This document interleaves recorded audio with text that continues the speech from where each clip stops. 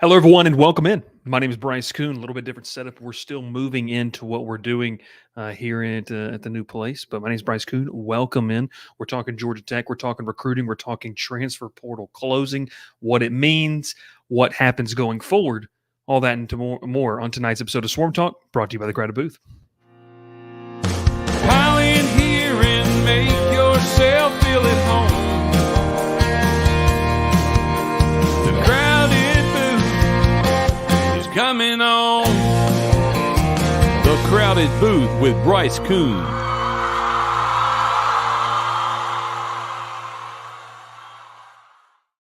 All right, we're rocking and rolling. My camera is a little fuzzy. Is it, Ralph? Is it a little delayed? It is a little delayed. It's not what you like to see. It's not what you like to see. Well, the good thing is we appreciate you tuning in. It's a little delayed. I don't like that. I'm not a big fan of that, honestly. The over is always +1 when Bryce will be on time. Ralph, this is what we're going to do, bud. We're going to play some ads back to back, and we'll be right back. Cook's Place began serving our signature hot dogs in 1985 from a cart on Broadway. We still serve the best hot dogs and scrambled dogs in town at the corner of Moon and Miller Road and at the landings. Our friendly staff won't let you leave hungry. Come in and eat to the beat with our 50s jukebox. Cook's Place, fast service, great people, awesome food. What are you waiting for?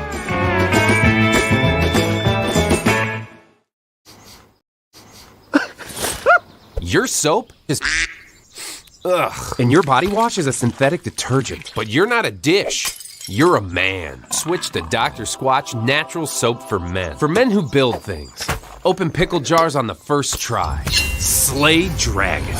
And let their daughters braid their hair. Men who like to feel good and smell titillating. Dr. Squatch takes you places you never thought you'd go. Naked. Hey everyone, Bryce Koon here with the Crowded Booth, and I'm excited to partner with Milton and Drew McCluskey as they get on their new venture, the Cajun Cousins Company. It's an all-stop shop for some of the best food and atmosphere entertainment that you're going to be able to have, especially this fall as college football is right around the corner. What is Cajun Cousins Company? Well, Milt decided to start this business back in Columbia, South Carolina. That's where they're based out of. Drew initially joined him after spending some time with the Saints, but they offer catered Cajun delicacies such as crawfish boils and Aunt Dottie's jambalaya. They bring everything and they can set up anywhere. Look, folks, they're passionate about giving people a reason to gather and to get to the culture that they love so much. They're expanding that brand to the low country of South Carolina, the upstate area, and other areas of the Southeast. So look, if you're going to throw that tailgate party or you're going to have a big gathering, reach out to Cajun Cousins Company today over at CajunCousinsCO.com to get that quote. Tell them the Crowded Booth sent you. We can't wait to see what they have in store this fall. Okay. We're back. I appreciate it, and appreciate Ralph. Let's give hand claps in the chat for Ralph, doing a fantastic job here on a Wednesday evening. Hope you're fantastic wherever you're watching this, whether you're listening to it after the fact on our podcast feeds, or if you're watching live right here on the YouTube channel. Make sure you hit that like button. Make sure you hit subscribe as well. Action-packed show tonight, as we talk a lot about recruiting. We've talked a lot about the portal. We've talked a lot about a lot of things. And I think that as we kind of rock and roll here on a fantastic evening to talk college football, there isn't a better time to talk college football. There's kind of a thing that we need to kind of keep in mind with the transfer portal and recruiting in general. We're going to get to the high school level recruiting. I'm going to talk about an early look at Georgia Tech's 2025 class, things I like about it, and then just some thoughts overall, with what they have and how high school recruiting, I think, is going to continue to change. And just from talking to folks, around Georgia Tech, around other programs as well, and just getting kind of, we'll call it a vibe check of where Georgia Tech sits in this. So let's talk here. Look at that, Ralph. You got a couple hand claps in the chat there for you right there. Let's start with the transfer portal closing. We mentioned this on a show previously about Georgia Tech, and there were some entries into the portal. And it's this whole case of, and you're seeing it, and it's not a Georgia Tech specific thing. It's a case of you're sitting. Yes, Matt, hit that like button. You're sitting in a situation where, in the winter portal proportion, the winter portal window, you're going to go into that portal window. You're going to address needs that you think you have, and you're going to think you address needs. And then after an evaluation period, you're going to see some cuts made. You're going to see guys elect to enter their name back into the portal to find homes elsewhere. All this is everything that I think about this situation. The guys that Georgia Tech lost, and we're going to talk defensive line. I know John Burns just threw up a comment about this too. You brought in some defensive linemen, most notably you brought in Tafasi, you brought in Jack Barton from Furman. And folks, this stuff would have happened if it was allowed before. I don't think the idea of realizing maybe some of your winter evaluations weren't what they needed to be, I don't think that's an alarming thing in terms of the guys are leaving. This would have happened if this was allowed. Because we now have a spring portal window, guys are going to jump back in. It benefits the kid. I mean, honestly, like that's the best way to put it, is it benefits the kid to go in, really not waste a year. The staff got to look at him. He got to look at himself, maybe at a higher level, or maybe not in a different higher level, maybe just in a different situation, and it wasn't going to work. He wasn't going to cut it necessarily. So the kid, and it benefits the kid to go back in to those situations. Now, it's a whole different type of conversation when we're talking about guys entering the portal and going back to a school, i.e. Caden Proctor. That's a whole thing for me. But you can kind of take two schools of thought with this, and it's what we're going to talk about tonight with this transfer portal. The portal has closed. For folks wondering how this whole thing works, yes, the portal closed technically on Tuesday. Paperwork can still be filed, and we've seen today names continue to leak into the portal. I believe, and I make sure I'm saying this correctly, the legality of the whole situation, the legal situation is that you have 3 days, 72 hours.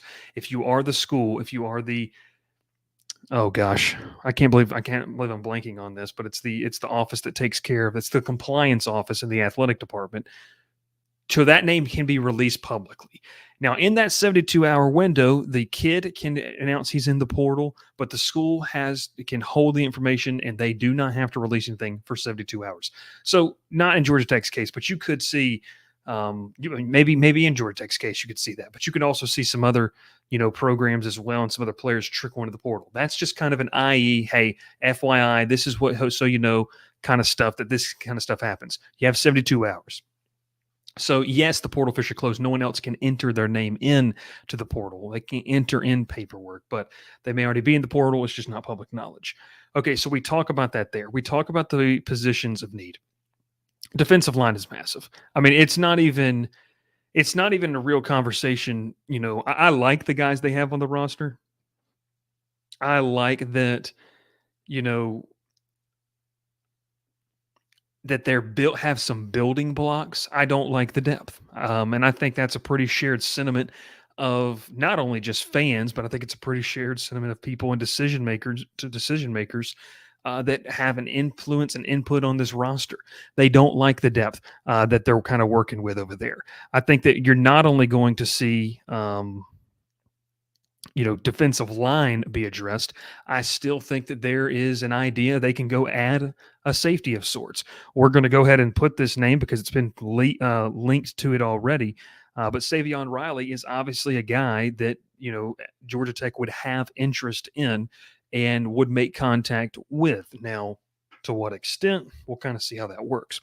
But I think overall, kind of when you look at the landscape of what Georgia Tech's dealing with, you left the spring game, you felt good about, you felt good about where you were at the quarterback position. Offensive line, you're getting Keelan Rutledge back. Wide receiver room, okay, we've got good competition there. Running back, I think you would be more apt to lose a name rather than add anybody else at this juncture. Maybe they want to add a running back. I don't know. I mean, it's one of those things I think you would it would be more interesting to see a name enter, or more viable to see a name enter, rather than adding a name into that room right now. Then you go to the defensive side of the football, and it makes perfect sense. You added a lot at the linebacker position. You added a decent amount in the secondary, and it's stuck. But you've also lost some names there as well post spring. I still think they want to feel more comfortable about the safety position and what they have there. I mean, if you caught our interview the other day with Jaden Davis, it's a great piece that we released on Monday evening. You go back and he talks about they saw him more. Yes, he has versatility, but they saw him more as a corner. I think, and Jaden Davis is a perfect example of who Georgia Tech is going to have to go after. We're going to get to this in just a second, but guys with multiple years of experience, maybe have a little experience at the college level, but they're going to have to turn around and play some meaningful minutes. We're talking minutes. We're not talking about basketball, but play some meaningful snaps, we should say, this upcoming year in 2024. Davis fits that profile. But Davis said that they kind of felt like he was more of a corner. So I think safety is a position they're still going to look at. How do they feel coming out of spring with the two guys, behind there? Tay Seymour is a fantastic athlete. Has been a really, really good special teams player for him. However, if you roll into a situation in ACC play with the schedule that is tough, and you roll back there and LaMiles Brooks or Clayton Powell-Lee goes down, the staff may feel like there's a drop-off between team one, the first group and the second group there. So I think that's just something where it's more about, we just want to have good insurance policies. We want to be able to shore up the depth to where we can turn around and we can say, okay, now we feel good about if we get ourselves into a situation. Because Brooks, did get a little bit banged up last year. You need depth on the back end. Clayton Powell-Lee, you need depth behind him. So as they kind of rock with what they're trying to do back there, second safeties is a position for me that I think you would like to still add at. And reminder, people can still enter the portal. People can commit out of the portal at any moment. That does not stop with that April 30th deadline of yesterday. But let's talk about what people really want to talk about here, and it's the defensive line. That is hands down, I think, the biggest position of need. And I'm going to allude to this when we talk about high school recruiting towards the end of the show. But teams are defined.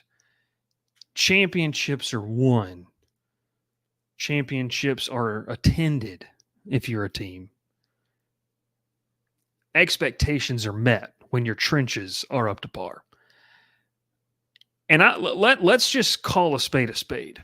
Under the previous regime, with the head coach that was now the offensive line coach, you saw some growth, but overall, man, both offensive line was just kind of and the defensive line was I think you saw in 2023 was the jump that the offensive line made, I think in large part to the man that they hired to be the offensive line coach, but also the guy who is the OC and Buster Faulkner as well. I think he's a rising star in the industry in terms of he's going to get back into one of those high elite jobs of college football. I think he has that potential.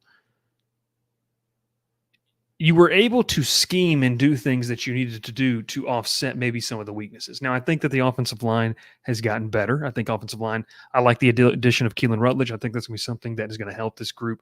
Veteran guy, played a lot of football.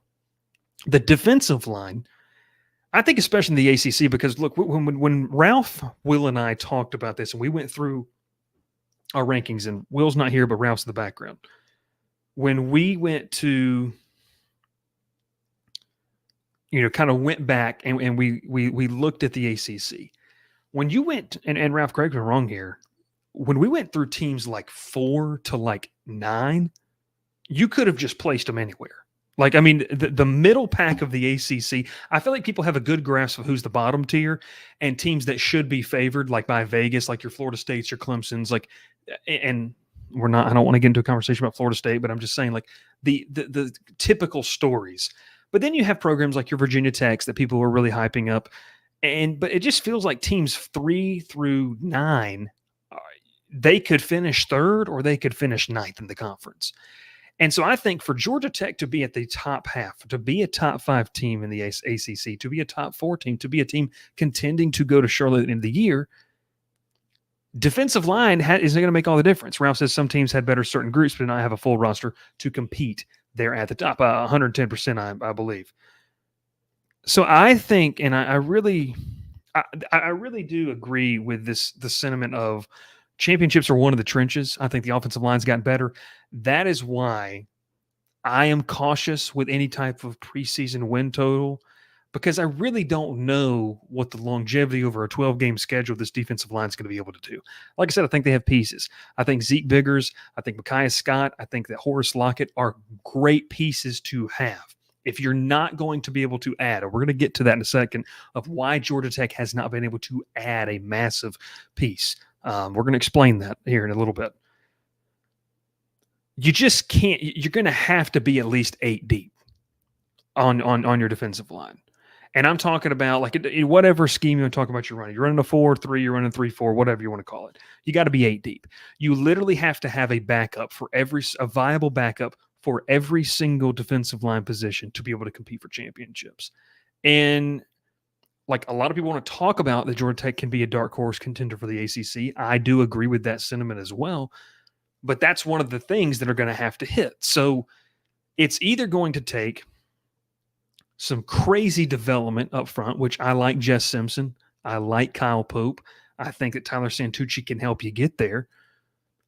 But the gap between what you have, let's just call a spade a spade. The coaching last year wasn't great. Okay. So the coaching this year, I feel, is better. I think that's a sentiment that people can agree with.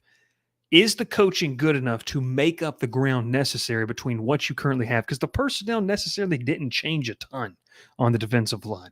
And Ralph, it's kind of funny. Literally, we talked about this on yesterday's LSU 24/7 podcast. It's crazy the two teams that I cover are nearly the same when we talk about defense. But defensively, you're going to be sitting in a situation where, look, you're going to have to be able to go 7-8 deep to be able to get through a full 12-game slate and have the season that you want to have, which is people talking about an 8-9 win season. You have to be eight players deep. I think they're probably 5-6. They're trying to find 7 and 8, which is better than where they were. Like, we're going to throw the flag up, say, hey, it's better than what was going on, 110%. But we also have to sit here and understand that it's not where you want to be. And I think that's completely fun to understand as well. It's a constant process to get where you want to be. So why haven't they been able to pull somebody out of the portal? Well, I'm going to go ahead and let you know, folks. The asking prices for defensive linemen in the portal right now is nuts. It is – I talk about getting a dude, okay, because I feel like Tech has some good pieces. You'd like to go get a dude. Maybe Lockett becomes a dude. Maybe Biggers becomes a dude. They have that capability, 110%. I agree. Georgia Tech cannot fish in the same waters as the teams that can and want to spend the NIL money to go get a dude at the defensive line position. I'm telling you because my day job is going to sit here and tell you I'm covering a team that is trying to do that, and they barely have the NIL facilities for that. You're swimming in the waters that LSU is swimming in, that Florida State's swimming in, that Texas is swimming in, Oklahoma. They can't do that. So if you're not going to be able to go get a dude out of the portal in that sense, you're either going to have an elite evaluation of an underrated guy, a guy that's not as heralded as, the top guy on the market in the portal. And Ralph, correct me if I'm wrong, I still believe, because he hasn't committed, but he just wrapped up an LSU visit. Dominic Williams is kind of that guy right now. The TCU transferred, I believe, 9.5 tackles for loss, 5.5 sacks from an interior defensive line position.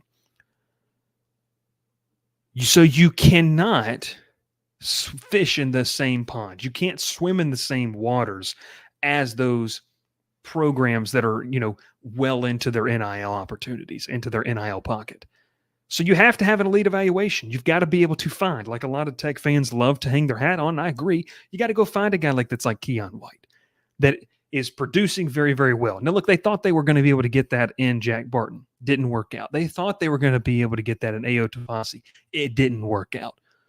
So now you're kind of left here in the spring portal cycle where you made some additions and they missed. And it's kind of a good thing and a bad thing. The good thing is you still have time. The bad thing is you don't have a lot of it. And now, this is something too that I was talking with someone about. The problem and the pressure mounts with trying to find those options because now you sit in a situation you really don't have a viewing period to see what you have until you get to fall. Because at least with some of these winter guys, you brought them in, you were able to judge whether or not they were going to be your guys, in February, January, February, March, April. And then the portal's going to open back up. So it's like free agency open back up. Okay, where do we need to shore this up? You don't really have that again. So that's kind of that. I would say that's the tough thing with this is you don't have that. So where can you go? What can you do? So if you don't have that, and Will Menace says they are who we thought they were, I agree. It's I don't know. It's gonna be interesting. Go ahead and Ralph and star just a bunch of comments because we're gonna get to them before we kind of talk about our presenting sponsor of the show, section 103, and then we'll go into the high school ranks. But that's kind of where you are with the portal because you can't if Will's still watching, Philip Bleedy was a guy that was brought in to Auburn. He visited LSU. He was going to visit Oklahoma. He visited a couple other programs, visited Washington. And this is where you sat. Philip Bleedy, great young man. Enjoyed talking with him. He is not, in my opinion, a guy that is going to go out there and going to have, 7.5 sacks from the interior defensive line position, 5.5 sacks. Now, maybe I'm wrong. He's a plug-and-play veteran guy that can help your unit get better. Guys, his NIL opportunities, it would shock people to know what they were. So it's an overpay. You're having to overpay. And you say, well, why? Well, the reason you have to overpay, and this is going to be, no pun intended, the key thing for Georgia Tech if they're going to survive and continue and try to thrive in this new college football world, evaluation and development. You can go out in the portal and you can find you a wide receiver. You can go in the portal and you can find yourself a quarterback. You can go find a running back. You can find skill positions. And I'm not saying those are cheap, but what I am saying is that you have an opportunity to, I don't want to say the unwashed masses. I just did live, but the casual teams can do that. Your everyday programs can do that. If you're Georgia Tech, you have to be able to develop and you have to be able to get really, really good evaluations. And you have to be able to have homegrown offensive linemen and homegrown defensive linemen to be able to be successful. Because there's very few programs that can pay the premium price that it's costing to go out there and get it. Auburn just did that. Auburn just went out and revamped their front seven. It's a great episode. Will and I talked about it last week. They brought in 3 guys, and it was a pretty penny, but that's what they needed to go do. Georgia Tech cannot do that. They can't do that. And I think it's not an alarming thing. Georgia Tech can't do it. I'd say South Carolina can't do it. A lot of other programs can't do just that. So because these are premium positions, the price is skyrocketed to a point of where it's like, if you're Brent Key in Georgia Tech, and if you're Brent Key going out to donors and you're talking with, NIL or there's some type of thing, Auburn still needs offensive linemen, don't get it twisted. Exactly. Oh, I agree with you. Front seven, I like it better. Offensive line, whole different story. But if you're in that situation, like you are at Georgia Tech, your focus has to be, we have to have a great evaluation at the high school level, bring them in, develop them, and then devote NIL resources to keeping them. That's the winning formula if you're not in that exclusive 20 to 25 program club that has the ability to throw money where they want. Because everyone's got a different salary cap. So if, just for numbers, if Georgia Tech's salary cap is, I'm not giving any specific numbers. This is just for example. If Georgia Tech's salary cap is $100,000 and Auburn's is $500,000, I mean, it doesn't take a Tech grad to understand the limitations that puts you in the NIL game and in the portal. Regardless if a team's won, regardless if a team's done something, they still have the money, and the money's going to talk, and the money's going to make an impact, and it will. It just does. So it's why high school recruiting is still going to be so prevalent for a program like Georgia Tech. Not just that, the relationships, the continuity of a staff, and being able to use NIL. I think you want to get to a point where you're using it to pour back into your own roster retention, rather than free agency every single year. Look, there's going to be some teams that are going to do it and have some success. I think Ole Miss is an example of a team that can do it and have success. But what I also do believe is that you're sitting in a situation, if you're Georgia Tech, and you can sit here and say to yourself, we really need to create opportunities to where kids can see, well, if I do well here, this is what can happen. I'll be honest with you. I mean, I've seen that up close from a program that where I'm here down here in Baton Rouge. That's what Brian Kelly has chosen to do. Invest back into roster retention. And I think that would be a wise thing for Georgia Tech to go and do. If I was standing in front of Georgia Tech donors, this is what I would say. Hey, I don't believe that you can compete with the Texas A&Ms, the Texas is the world. Not a lot of people are. It's not a knock on Georgia Tech.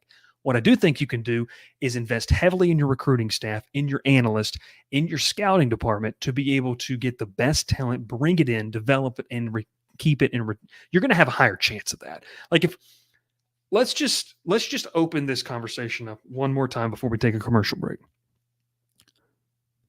Ralph, presenting sponsor. Very easy.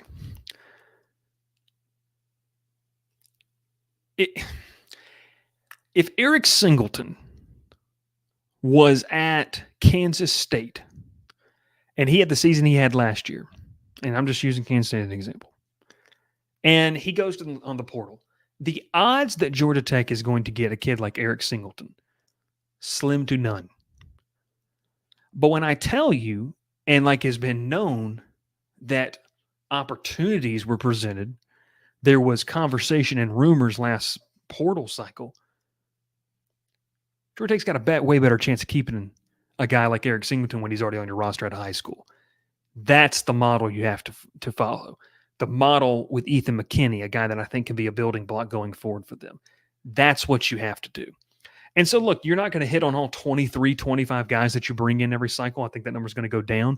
But, man, if you can start to hit, let's just say on 50 to 60% of those guys, and when I say hit, I mean that they are ACC-level starters, that's when you start building depth, continuity, and you become it's brand. It also feeds into the brand value aspect thing as well. So I really, I don't know. I just sit here and I think it's a solid conversation, and it's something with the portal conversations. We could wrap up portal talk. That's, I think, the model they have to follow, and until then, I don't know where you fit in it. So, hey, let's talk real quick before we jump into high school recruiting. Let's talk about our presenting sponsor, Section 103. They do a fantastic job over there. Love what they do. The best gear that you could possibly want out there on the market if you're a Georgia Tech fan. Listen, we all know that there's some weird stuff happening, wherever you want to get your gear. You can't be able to do certain things, but this is what you can do. You can find comfortable gear that you can wear any time of the year, and it's got some of your favorite branding and logos on it. You want to check out Section 103, use code CROWDEDBOOTH for 10% off your first order. Fantastic presenting sponsor here of our Georgia Tech show. Let's go right here. I want to get this comment. All you were saying is Georgia Tech needs to go back and follow Bobby Ross' system, recruit B&B plus players and coach them up. I mean, yeah, I don't think that is necessarily, and I'm going to have to move myself down here a little bit, Ralph, so I can see over the comments. I don't think that's necessarily an indictment on anything. More so, it's just we're going to adjust the camera. We're just going all over the place tonight. It's more so just that model can still work, but you got to be really, really good at it. Like, you have to have elite coaching to be able to do this. And we'll see. Time will tell if that's what Georgia Tech has. So we'll keep going here. All right, Ralph, keep starting the comments. You only got 3. There's a ton of great conversation happening in the comment section. Make sure you like the video. If you're watching on Twitter, you're watching on YouTube, head over to YouTube, hit that subscribe button. All right, let's talk high school recruiting now. So high school recruiting, people were kind of up in arms. People were a little flustered in thinking they don't have a commit. They don't have this. And this is first off, this is what I would say. The first thing I would say to this is that we have to view high school recruiting completely differently now. The summertime is going to be the prime time of when guys are starting to commit. It's when you're going to see some OVs. You're going to see stuff like that. During the month of June is going to be banner season in terms of not for just, I'm not talking about Georgia Tech, but just in general across college football, those weekend OVs in June are going to be the biggest times you're going to see, hey, I get a kid on campus. We really get to show him everything. There's no game atmosphere. This is what we're dedicated to doing. And you're going to be able to, to go through your pitch the way you want to. So I'm not concerned that Georgia Tech only has 3 commits in the 2025 class. I'm going to tell you 2 things. I just have 2 topics on this. Let's take a look real quick at their commits. Justin, I would love to be able to pronounce his name correctly. But the young man, the interior offensive lineman, 6'5", 300, out of Raven Gap High School, Nakuchi School up there in Raven Gap, Georgia. Great pickup. 4-star. This is a guy, we just talked about it. You want to build in the trenches. Georgia Tech did a great job, recruiting this young man, staying on him, allowing him to make his decision, but also letting him know, hey, we want you. We need you here. Hats off to this staff for being able to do that. Love that pickup. And I think he's a building block for the next group of Georgia Tech offensive linemen. We continue to go back down here. Andre Fuller, 6'2", 6'3", 225, an edge guy from Grayson High School. One, you really kind of got to start. I say this, if you're a college program in the country, you need some type of connection to Grayson. If you're Georgia Tech, you really got to have a connection to Grayson in some form or fashion. They get able to get a commitment from Andre Fuller, an edge rusher. Awesome. Grady Adamson kind of came out of left field for a lot of people. 6'2", 205-pound quarterback out of Edmond, Oklahoma. 3-star per 24/7 Sports. I really could care less, what any other ranking service is going to tell you. People are going to try to sit here and tell me, well, we had 32nd ranked in class per this site. That's fantastic. That's great. Go subscribe there then. I don't really care. So you have 4-star, 3-star, 3-star. It is a class that is ranked 62nd overall. So I will tell you this. Here's my first thought. I have 2 thoughts on this class so far. You're in the play for a lot of guys. You're in the mix. You're in the conversation. I just told you last week on the show, and also said the Discord. Make sure you join that for some tidbits as we get them. Kids are starting to respect Georgia Tech more. I talked with a kid that's out of the Savannah area. He listed off 3 visits he had coming up. 2 of them were to high-level SEC programs. The other ones are Georgia Tech, and it wasn't just a visit that was just one of those things where,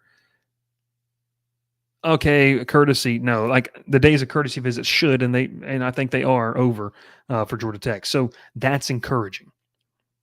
So what this tells me is, the first thing I like about this class is you have the makings of premium positions. Okay. When I talk about premium positions, go back and look at the NFL draft. When you look at the first 50 picks or so, you're going to see a common theme. You're going to see the quarterback position be reached on. You're going to see teams wanting to shore up their protection of their quarterback over the offensive line. And then you're going to see guys, I wish my Atlanta Falcons would have done this, put a premium on guys getting after the quarterback. Georgia Tech has addressed this 2025 class in a similar fashion, saying, hey, let's get our premium positions and then let's go and fill in everything else. Let's get guys that can help. Let's get guys that can do certain things. And then we rock and roll kind of from there. Grady Adamson, there's your quarterback. Andre Fuller, there's your edge rusher. And then Justin from Raven Gap is what we're going to call him. That's your big offensive lineman. You've gotten your big pieces per se, and not in terms of star ranking or whatever you want to say, but more in the terms of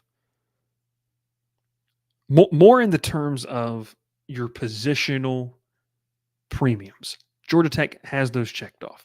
That's what I like. Here's the reality. The evaluation process never stops. It doesn't stop on the program's part, and it doesn't stop on the player's part. All 3 of these young men are going to keep a close eye on what Brent Key and Georgia Tech do this year, and vice versa. This staff's going to keep a close eye on what these guys do next year. This is going to spark some conversation. This is going to, maybe ruffle some feathers. It would not blow me away to see all 3 of these guys not sign at Georgia Tech. It's not an indictment on where the program is. It's not an indictment on anything. It's not even anything. It's just things change. Folks, we're talking about kids that won't be on campus till the earliest in what? We're at 7, 8 months if they're early enrollees. It would not surprise me to see all three of those guys, Justin, Andre, and Grady, not on campus. Because, one, what if the evaluation of Andre Fuller changes for Kyle Pope? What if the evaluation for Grady Adamson changes for Chris Winkie and Buster Faulkner? What if the evaluations change for Justin from Raven Gap? I like how we're just calling him like he's a local caller. Ralph, have you seen the kid's name? Hasenhoodle? I don't even know. It's not an indictment on Georgia Tech. It's just talking about it. Remember the amount of kids that got dropped by Georgia Tech or kids that made the decision to go elsewhere? This thing's far from over. You have to keep recruiting. Some guys, the evaluation, you get the offer, they commit, and then it doesn't mean it's set in stone. I just kind of sit here and think that we're in a situation where high school recruiting is so fluid, and these kids could very well end up on campus. I think there's just as a good chance they could, because it's just something that changes constantly. Kids get dropped. Kids don't perform up to the expectations of what they thought. They don't have a great year. Somebody else on the big board within that positional coach's room starts to really climb up a couple of spots. Like, let's just go back. When Georgia Tech got Jahmyr Gibbs, you don't think there were a couple running backs that were knocked down, the board, knocked down in the order a little bit when Gibbs began that rise for Tashard Choice? It's the same thing here. I'm not saying that these three kids are going to disappoint. What I'm saying is a lot of the guys you thought you might have, you might not. So don't stress out about it here right now in May of 2025. High school recruiting has changed so much in the sense of like, don't believe anything until there is ink on the paper. And even then you really can't anymore. We've seen kids literally enroll in January for college as an early enrollee, and they're in the portal at other programs in April. So it's just more the sense of like, don't freak out. You see the 62 next to it. If you're over at 24/7 Sports, that's just kind of my takeaway from it. I like what they did. I like that they have said, we need to go get premium positions. We need to kick the class off with that, and then let's go get that. I'd like to see them get some receivers. I'd like to see them start to stack, some different things with what they could do. They've got 2 from Georgia. They've got 1 from Oklahoma. When you go back and you look at the 2024 class, this is a really, really interesting, thing. Then it was the number 44 overall ranked class in the country per 24/7 Sports. The composite ranking had it 33rd. I like that. We look at a positional breakdown. And what you're doing, you had 2 quarterbacks, 2 running backs, 3 receivers. You had 5 offensive linemen, 3 defensive linemen, 2 linebackers, 4 defensive backs, and 2 guys that were, more on the special team side of things. You had 11 players from inside the state of Georgia, 3 from Florida, 2 from Alabama, 2 from Louisiana. They're going to dip back down here again. 2 from South Carolina, 2 from Texas, 1 from North Carolina as well. Look, it's one of the things you want to keep stacking. I think that they did well on the offensive line. They've got to get their defensive line. They need to be bringing in 3 or 4 guys in the defensive line, whether that's edge rushers, guys that are going to stand up on the edges, outside linebackers, or a rush in technique, or whether it's guys that are going to play a 3 technique. You've got to be able to start to stack that. I want to see 4 to 5 guys. That's where I want to see them, because this is the model. We talked about the model of what they need to do. You need to start bringing in guys without regard of what you can't coach, and you cannot coach and recruit in fear of the transfer portal. If a kid wants to, this is the whole thing with this. And we'll end it here tonight. If somebody wants their position to be put on lock, and I know that people within the athletic administration buildings and the coaching offices agree with what I'm saying here. If some certain person wants his position on lock, he doesn't, that this is not the program for him.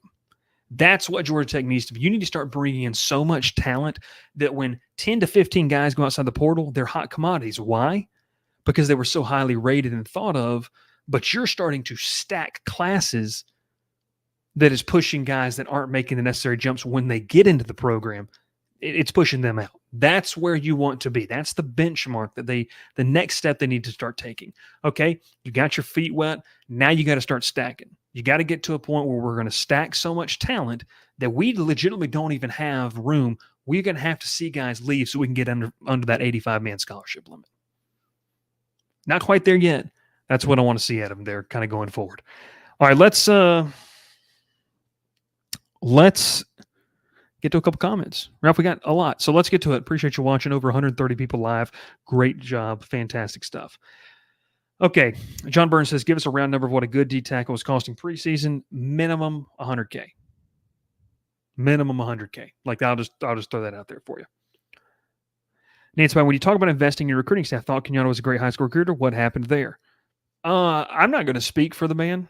Nancy, appreciate you watching. I don't ever want to put words into other people's mouths, but I will just say it's a situation where he's able to do what he is best at Auburn. I think that's the best way to put it. His strengths are being utilized at Auburn. That's the best way I'll put that. All right, let's keep going. Recruiting at NIL is the future.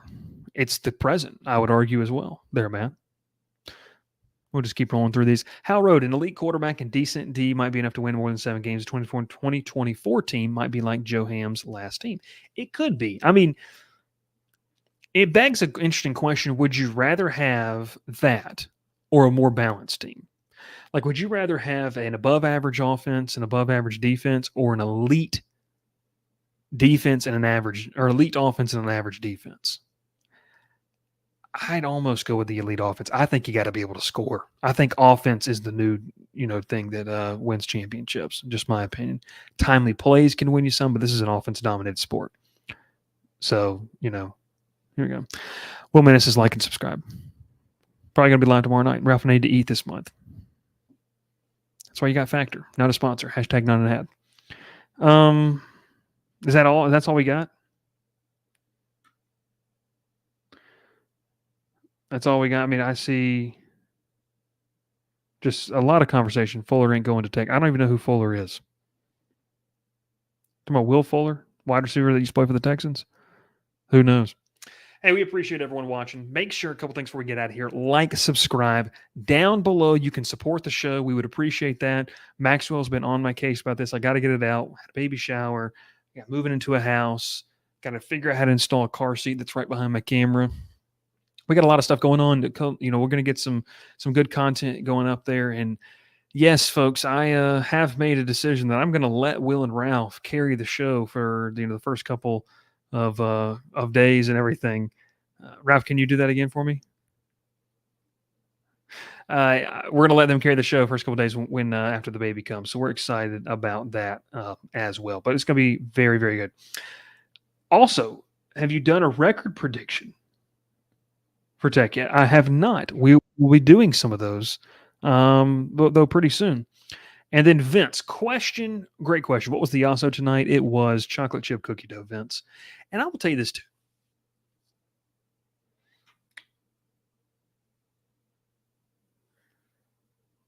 If you wait a little bit on your Yasso bars, like let's say you leave the store and you need to go get some gas, or you need to go run one more errand, and they melt just a little bit, and then you put them in the freezer a little melted, they're almost better. So I don't know. And then we have right here, I love this comment. Bryce couldn't predict the weather if he was sitting on his front porch and watching it rain. You're probably right. Because I don't know nobody.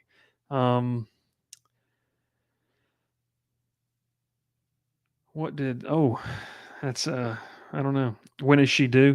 June the 3rd, Nancy. Appreciate you asking. So we're really excited. First one. Do you have an immediate hot take for Tech before your record prediction? I think it's going to be. I think defense is going to be a top 60 unit in the country. That's my prediction. I think they're going to be a top 60 unit. And Ralph says 5-7, which is, we'll see. Hey, we appreciate you so much for watching. Make sure you hit that like button. Make sure you hit subscribe. My name is Bryce Koon. I got Will Menace in the background, Ralph there in the background as well. We're going to be live, I believe. I haven't confirmed. Ralph, are you going to be with us? He doesn't know. Will, are you going to? Give me the thumbs up. Will is. Tomorrow night, We're talking all about this Deion Sanders stuff. What the heck is going on? It's absolutely crazy. Colorado is, I don't know if this is right. I was actually enjoying the experiment. I don't know what's going on. Tomorrow night, 7:30 Central, 8:30 Eastern. Be here on the YouTube channel, Twitter, wherever we want to, you ever want to watch us. Get your comments in, like video, subscribe. We'll see you next time here. Swarm Talk brought to you by the Crowded Booth. Pile in here and make yourself feel at home. The Crowded Booth is coming on. The Crowded Booth with Bryce Koon.